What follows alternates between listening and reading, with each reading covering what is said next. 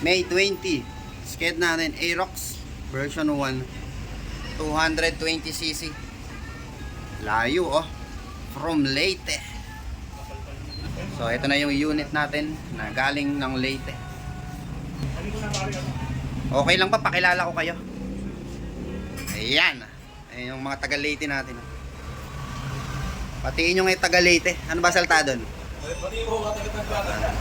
Babati ka sa Leyte. Sasalita. Ano na? Taga-tagbak.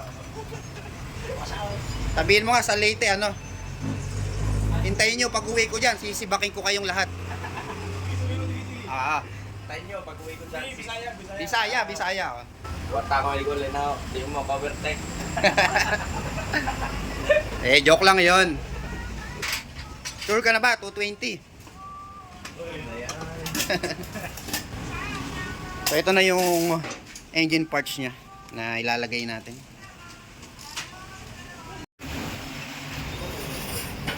Alright. So ito na yung piyesa niya, naka-ready na. 5.6 crankshaft. And then super head natin na may sukat na 26mm intake bulbs, 23mm yung exhaust bulbs.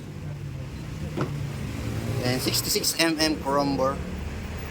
5.6 crankshaft.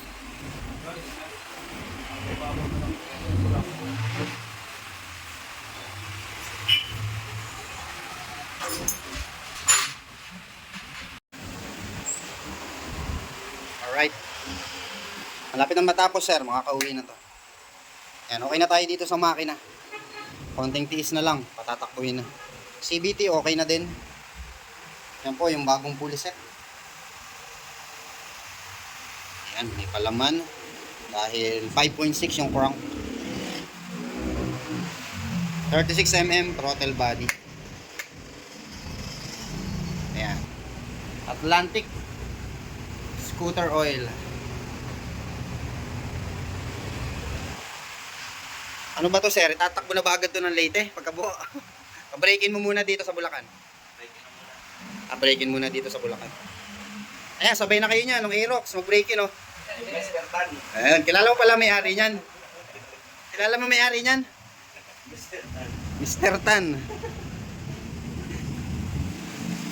Pangulaw ng DVD. Alright na tayo dito sa engine niya. Okay, lagay na natin to dun sa katawan ng Aerox. Ayan o, kung titignan mo parang ano lang eh. Ordinaryong Aerox. May top box, stock look. Huwag lang sisilipin. Yeah. Huwag kayong luloko-loko dito sa Aerox sa may top box.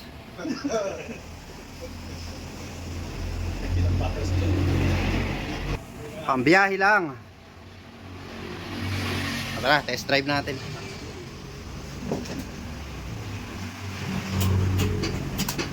Switch on.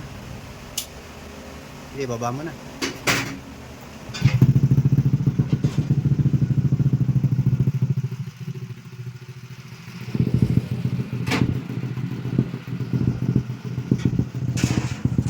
Yan.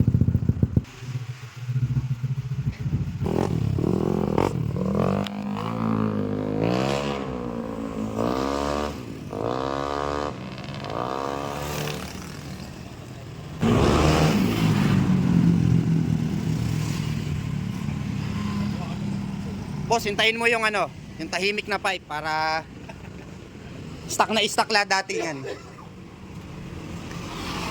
Hindi naman bawal lang medyo maingay do sa Leyte.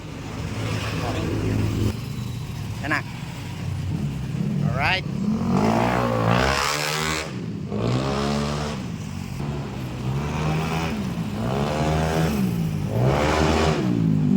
Tama na.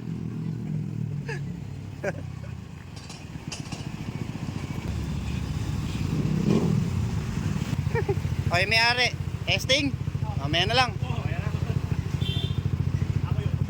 Alright. Aerox version 1 from Leyte. Straight JBT 220cc.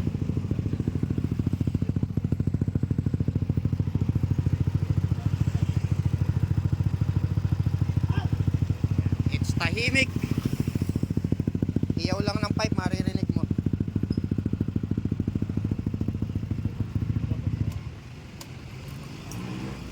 Boss, thank you. Thank you. Sima. Successful operation.